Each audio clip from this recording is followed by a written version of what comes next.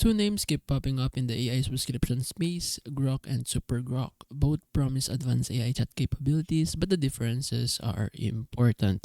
So, Grok is basically the free version of the AI Grok from XAI. But then another one competes it.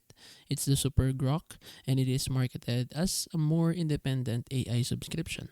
It positions itself as faster, more versatile, and less tied to a single social platform. Early reviewers highlight that Super Grok offers broader customization, more professional style outputs, and potentially better value for users who want AI without the baggage of X Premium. However, it's newer, less established, and doesn't have the same brand recognition as Grok.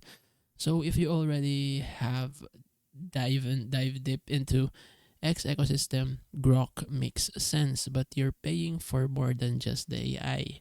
If you want a standalone AI subscription with flexibility and value, SuperGrok looks more appealing even though it's still proving itself. So the real answer is Grok wins for X loyalists, SuperGrok wins for independent users.